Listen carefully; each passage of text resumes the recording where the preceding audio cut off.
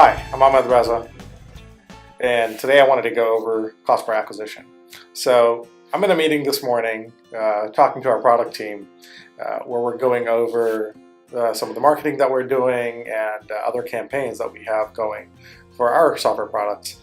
And I find myself talking to somebody about marketing.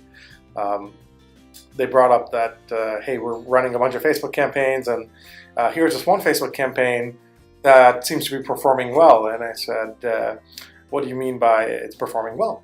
Do you mean we're getting lots of customers from it? And I said, no, it's we're spending very little on it.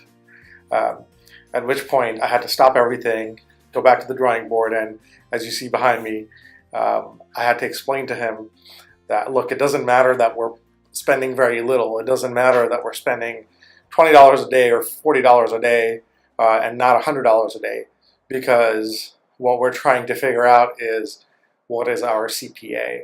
If it costs $100 to bring in a new customer, our CPA is $100, and you're only spending $10 a day.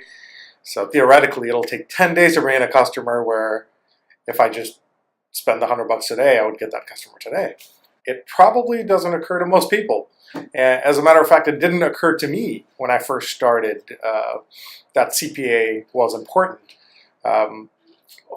Like before I started helping my friend out at his dental practice, I didn't know much about marketing, but I was reading up a lot about how to start your own business, what things you need to be cognizant of. And one of the books that I read was The 4-Hour Workweek. It sounds very fishy, but it isn't. It's a great book.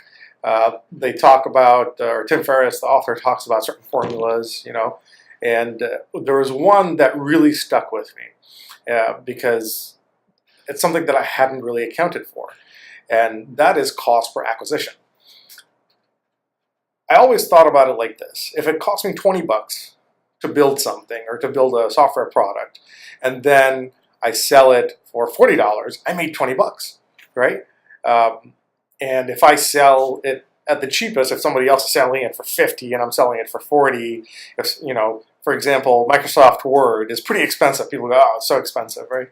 So if Microsoft's selling Microsoft Word for $100 and I sell my competing word processor for $90, that means everybody will automatically come over to me, right?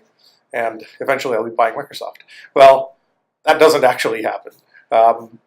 And listening to Tim Ferriss's book, specifically on pricing and how you set your pricing being really important, it just occurred to me that, okay, what I was really doing wrong is I was not accounting for cost per acquisition. So whatever your price is, basically the formula goes, it's how much does it cost to bring in a customer through marketing. So if I set my software for $90, for example, my competing software costs $90 and the other word processor costs $100. And it cost me $20 to build it. That's my cost of goods sold, which many of you might be familiar with if you're in business, right? It's how much does it cost to provide this given service. And then you have your profit. So if you're going to sell something for $100, you want to be making more than it costs you to produce it, and more than it costs you to market for it and get another customer. This is a really, really, really important point, because a lot of us will think about the cost to produce this product or service, but we won't necessarily think about the cost for marketing it. At least for me in software, that cost is actually pretty large. It's not negligible. And I think in dentistry and many other small businesses, and most small businesses, they forget to account for marketing cost.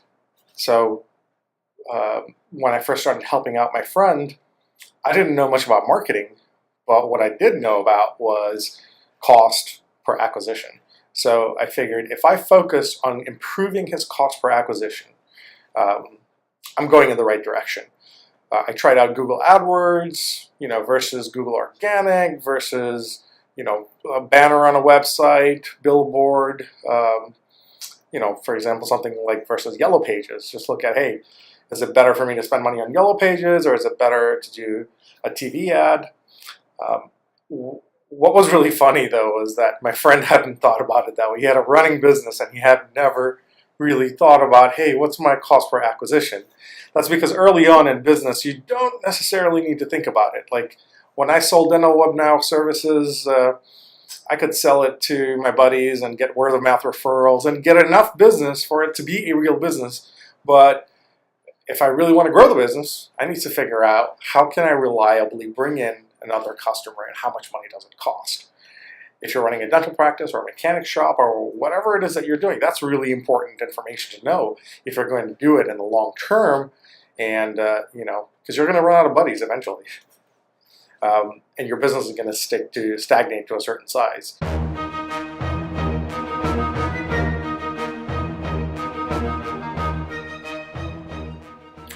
All right, so I listened to 1,000 phone calls, figured out that there were 100 new patients.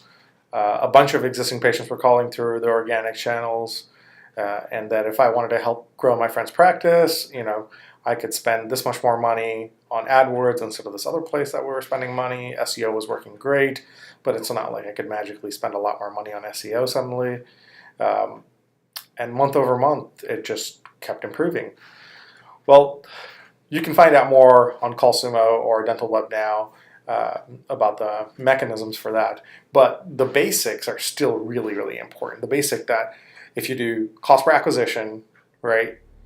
If you know your cost per acquisition, you know your cost of goods sold, and you know what profit you want to make, you have a real business and you can scale that organization. And I just wanted to talk about it because it's surprising how few people really take the time to think through it. And if you just keep that in mind, that hey, my price isn't expensive just because I'm making more than I'm paying and building the service or building this product, but really my price is what can I sustainably deliver the service for at a good quality level. So sometimes it's going to turn out that you're more expensive than Microsoft. If you're a tiny little startup, you're probably going to need to be more expensive than Microsoft. You don't have the economies of scale that they do. If you're a small dental practice, you might not be as cheap as some retail chain dental, but you can make up for it by providing better service, and people will still go to you. And you always have to keep in mind these fundamentals: your cost per acquisition, how much it's costing you, and hopefully you're doing business so that you can make profit as well. Thanks for listening.